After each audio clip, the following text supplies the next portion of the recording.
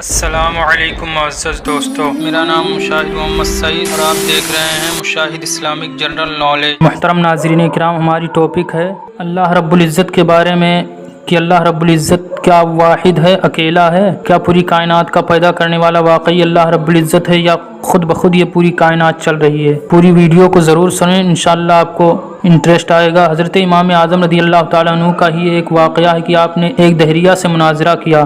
ہمارے امام حضرت امام اعظم رضی اللہ تعالیٰ عنہ کا ایک دہریہ خدا کی ہستی کے منکر سے مناظرہ مقرر ہوا، اور موضوع مناظرہ یہی مسئلہ تھا کہ عالم کا کوئی خالق ہے یا نہیں۔ اس اہم مسئلہ پر مناظرہ اور پھر اتنے بڑے امام سے چنانچہ میدان مناظرہ میں دوست دشمن سبھی جمع ہو گئے، مگر حضرت امام اعظم وقت مقررہ سے بہت دیر کے بعد مجلس میں تشریف لائے۔ دہریہ نے پوچھا کہ آپ نے اتنی دیر کیوں لگائی؟ آپ نے فرمایا کہ اگر میں اس کا جواب یہ دوں کہ میں ایک جنگل کی طرف نکل گیا تھا، وہاں ایک عجیب واقعہ نظر آیا، اس کو دیکھ کر میں حیرت میں آ کر وہیں کھڑا ہو گیا، اور وہ واقعہ یہ تھا کہ دریا کے کنارے ایک درخت تھا، دیکھتے ہی دیکھتے وہ درخت خود بخود کٹ کر زمین پر گر گیا، پھر خود بخود اس کے تختے تیار ہوئے، پھر ان تختوں کی خود بخود ایک کشتی تیار ہوئی اور خود بخود دریا میں چلی گئی، اور پھر خود بخود ہی وہ دریا کے اس طرف کے مسافر کو اس طرف اور اس طرف کے مسافر کو اس طرف لانے اور لے جانے لگی، پھر ہر ایک سواری سے خود بخود کرایہ بھی وصول کرتی رہی۔ تو بتاؤ تم میری اس بات پر یقین کر لو گے؟ دہریہ نے سن کر ایک قہقہہ لگایا اور کہا، آپ جیسا بزرگ اور امام ایسا جھوٹ بولے تو تعجب ہے، بھلا یہ کام کہیں خود بخود ہو سکتا ہے؟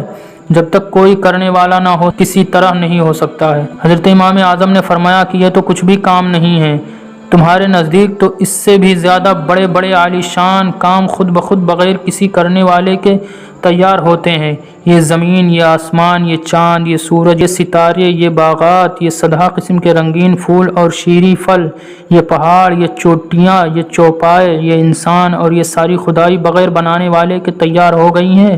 اگر ایک کشتی کا بغیر کسی بنانے والے کے خود بخود بن جانا جھوٹ ہے تو سارے جہان کا بغیر بنانے والے کے بن جانا اس سے بھی زیادہ جھوٹ ہے۔ دہریہ یہ آپ کی تقریر سن کر دم بخود حیرت میں آ گیا اور فوراً اپنے عقیدہ سے توبہ کر کے مسلمان ہو گیا۔ تفسیر کبیر صفحہ نمبر 251 جلد نمبر 1۔ محترم ناظرین کرام، اس بات میں ہمیں یہ سبق حاصل ہوتی ہے کہ آج کے دور میں جو سائنٹسٹ اس بات پر اتفاق نہیں کرتے ہیں کہ یہ پوری کائنات جو چل رہی ہے یہ اپنے آپ ہی میں چل رہی ہے، یعنی اس کا چلانے والا کوئی نہیں ہے، ان کا ماننا یہ ہے کہ ایک بگ بینگ بڑا دھماکہ ہوا تھا، اس وقت ساری کائنات بنی اور پھر اس کے بعد میں یہ خود بخود چل رہی ہے، اس کا چلانے والا کوئی نہیں تھا۔ تو آپ ہی بتائیے کہ یہ جھوٹ ہے یا سچ؟ کہ سائنٹسٹ اگر یہ ماننے پر قاصر نہیں ہے تو پھر بتائیے کہ ان کا ماننا یہ جھوٹ ہے کہ سچ؟ یعنی جب ایک کشتی بغیر کسی کے بنانے کے نہیں چل سکتی ہے تو پھر پوری کائنات جو کہ چاند، سورج، زمین و آسمان اور دنیا کی تمام چیزیں جو کہ ہیں یہ کیا بغیر بنانے والے کے پاسبل ہو سکتی ہیں؟ اور جو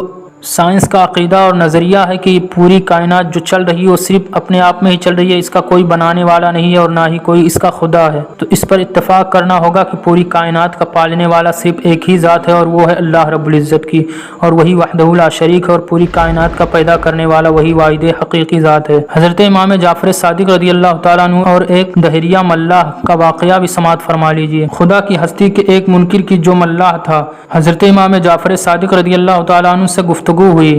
وہ ملاح کہتا تھا کہ خدا کوئی نہیں، معاذ اللہ، یعنی اللہ ہے ہی نہیں، پوری کائنات صرف اپنے آپ ہی چل رہی ہے۔ حضرت امام جعفر صادق رضی اللہ تعالیٰ عنہ نے اس سے فرمایا، تم جہاز بان ہو، یا تو بتاؤ کبھی سمندری طوفان سے بھی تمہیں سابقہ پڑا ہے؟ وہ بولا، ہاں مجھے اچھی طرح یاد ہے کہ ایک مرتبہ سمندر کے سخت طوفان میں میرا جہاز پھنس گیا تھا۔ حضرت امام جعفر صادق نے فرمایا، پھر کیا ہوا؟ وہ بولا، میرا جہاز غرق ہو گیا اور سب لوگ جو اس پر سوار تھے ڈوب کر ہلاک ہو گئے۔ آپ نے پوچھا، اور تم کیسے بچ گئے؟ وہ بولا، میرے ہاتھ جہاز کا ایک تختہ آ گیا، میں اس کے سہارے تیرتا ہوا ساحل کے کنارے کے کچھ قریب پہنچ گیا، مگر ابھی ساحل دور ہی تھا کہ وہ تختہ بھی ہاتھ سے چھوٹ گیا۔ پھر میں نے خود ہی کوشش شروع کر دی اور ہاتھ پیر مار کر کسی نہ کسی طرح کنارے پر پہنچ گیا۔ حضرت امام جعفر صادق رضی اللہ تعالیٰ عنہ نے فرمایا، لو اب سنو، جب تم اپنے جہاز پر سوار تھے تو تمہیں اپنے جہاز پر اعتماد و بھروسہ تھا کہ یہ جہاز پار لگا دے گا، اور جب وہ ڈوب گیا تو پھر تمہارا اعتماد و بھروسہ اس تختے پر رہا جو اتفاقاً تمہارے ہاتھ لگ گیا، مگر جب وہ بھی تمہارے ہاتھ سے چھوٹ گیا تو اب سوچ کر بتاؤ کہ اس بے سہارا وقت اور بے چارگی کے عالم میں بھی کیا تمہیں یہ امید تھی کہ اب بھی کوئی بچانا چاہے تو میں بچ سکتا ہوں؟ وہ بولا ہاں یہ امید تو تھی۔ حضرت نے فرمایا مگر وہ امید بھی کس سے کہ کون بچا سکتا ہے؟ اب وہ دہریہ خاموش ہو گیا اور آپ نے فرمایا خوب یاد رکھو اس بے چارگی کے عالم میں تمہیں جس ذات پر امید تھی وہی خدا ہے اور اسی نے تمہیں بچا لیا تھا۔ ملاح یہ سن کر ہوش میں آ گیا اور اسلام لے آیا۔ تفسیر کبیر صفحہ نمبر 221 جلد نمبر 1۔ اس واقعہ سے، اس حکایت سے ہمیں یہ سبق ملتا ہے کہ خدا ہے اور یقیناً ہے، اور مصیبت کے وقت غیر اختیاری طور پر بھی خدا کی طرف خیال جاتا ہے۔ گویا خدا کی ہستی کا اقرار فطری چیز ہے اور پوری کائنات کا پیدا کرنے والا ضرور موجود ہے، اور اللہ رب العزت ہی وہ پوری کائنات کا پیدا کرنے والا ہے۔